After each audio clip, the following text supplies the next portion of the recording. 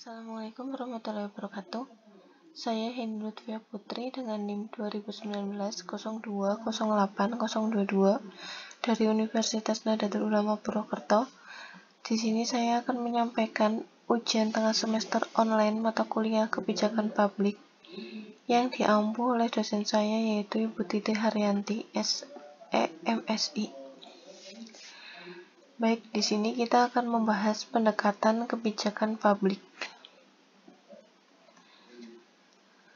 Untuk pendekatan dalam analisis kebijakan publik merupakan proses yang kompleks. Dalam analisis kebijakan publik, terdapat model-model untuk mengkaji kebijakan publik. Penggunaan model-model ini sangat besar manfaatnya. Kemudian di sini ada beberapa penggunaan model yang baik menurut Thomas D, yaitu yang pertama, model tidak boleh terlalu sederhana, tetapi juga tidak boleh terlalu kompleks. Model yang terlalu sederhana akan mendorong terjadinya pengertian yang salah, sedangkan model yang terlalu kompleks justru akan membingungkan.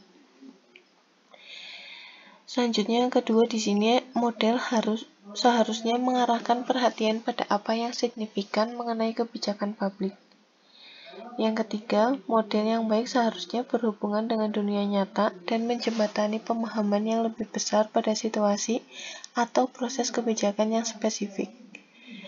Yang keempat, model harus mengkomunikasikan konsep yang dapat dipahami bersama. Kemudian yang kelima, model seharusnya menyarankan sejumlah hubungan yang dapat diuji, dapat diamati, diukur, dan diverifikasi. Yang terakhir yang keenam, model seharusnya menyarankan penjelasan bagi kebijakan publik. Selanjutnya, pendekatan-pendekatan yang dapat digunakan dalam menganalisa kebijakan publik yaitu yang pertama ada pendekatan kelompok, yang kedua pendekatan proses fungsional, yang ketiga pendekatan institusionalisme, yang keempat pendekatan peran serta warga negara, dan yang kelima pendekatan psikologis. Pendekatan kelompok menyatakan bahwa pembentukan kebijakan pada dasarnya merupakan hasil dari perjuangan antara kelompok-kelompok dalam masyarakat. Kelompok ini memiliki anggapan dasar bahwa interaksi dari perjuangan antara kelompok-kelompok merupakan kenyataan dari kehidupan politik. Tujuan dari pandangan ini adalah untuk membentuk social equilibrium. Untuk pendekatan proses menekankan pada proses atau tahapan-tahapan kebijakan. Di sini ada pendekatan substantif, yaitu menekan pada spesialisasi keahlian dalam bidang substansif. Misalnya spesialis kebijakan energi, spesial kebijakan kesejahteraan, dan sebagainya. Kemudian selanjutnya ada pendekatan logikal positivis, yang dikenal juga sebagai pendekatan behavioral atau pendekatan keilmuan. Pendekatan ini menggunakan alat-alat analisa yang canggih. Kemudian selanjutnya ada pendekatan ekonometrik. Pendekatan ini dikenal juga dengan pendekatan ekonomi politik. Pendekatan ini menjelaskan bahwa sifat alami manusia adalah rasional. Kemudian ada juga di sini pendekatan fenomenologik atau post-positivis. Pendekatan ini merupakan pendekatan yang lebih menggunakan studi-studi kasus secara berkelanjutan. Selanjutnya di sini kita akan membahas kebijakan publik deliberatif. Untuk mengutip pendapat dari Atun Mardianto pada tahun 2011, kebijakan publik deliberatif dianggap banyak ahli administrasi negara sebagai bentuk kebijakan publik yang relevan untuk diterapkan di Indonesia.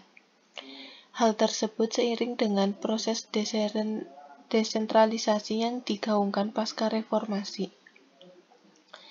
Menurut Mardianto, kemunculan kebijakan publik deliberatif tidak terlepaskan dari perubahan paradigma government ke governance. Secara sederhana, di sini government adalah sebuah corak kebijakan yang lokusnya bertumpu kepada pemerintah.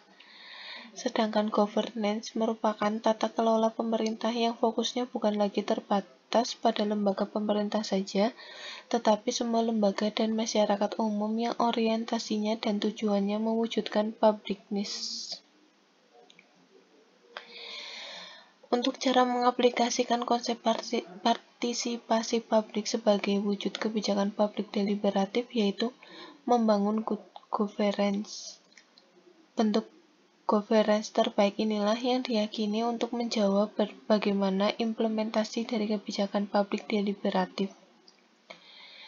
Di sini merujuk pendapat OECD dan Bank Dunia, good governance didefinisikan sebagai penyelenggaraan manajemen pembangunan yang solid dan bertanggung jawab sejalan dengan demokrasi dan pasar yang efisien, penghindaran salah alokasi dana investasi yang langka, dan pencegahan korupsi secara politik maupun administratif, menjalankan disiplin anggaran, serta penciptaan legal dan political framework bagi tumbuhnya aktivitas kewirausahaan. Di sini ada 9 karakter yang mendasar di dalam konsep good governance yang dirangkum oleh OECD, Bank Dunia, dan UNDP, yaitu yang pertama ada partisipasi, yaitu jaminan pada setiap warga negara untuk bisa bersuara dalam pengambilan keputusan pemerintah serta dapat menyuarakan kepentingannya. Yang kedua, rule of law, yaitu jaminan kerangka hukum yang berlaku secara setara.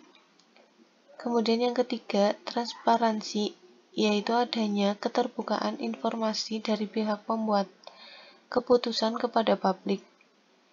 Dan yang keempat, responsif, di mana lembaga-lembaga dan proses-proses yang berjalan harus mencoba melayani stakeholders. Dan yang kelima, berorientasi kepada konsensus, di mana pembuat kebijakan yang menggunakan konsep good governance harus senantiasa mencari sebuah titik temu untuk mencapai kesepakatan, terlebih ketika banyak kepentingan yang didesakkan di dalam proses pengambilan kebijakan. Selanjutnya yang keenam, kesetaraan, yang artinya semua warga negara mendapatkan jaminan untuk bisa memajukan kesejahteraan mereka. Dan yang ketujuh, efektif dan efisien. Dalam efektif dan efisien di sini dalam mengelola sumber-sumber yang tersedia sebaik mungkin. Dan yang kedelapan, akuntabilitas, yakni pertanggungjawaban pembuat kebijakan kepada publik dan lembaga-lembaga stakeholders lainnya. Kemudian yang terakhir, yang kesembilan, pandangan strategis, di mana para pemimpin dan masyarakat dapat selaras memiliki pandangan tentang good governance. Baik, terima kasih. Sekian presentasi dari saya.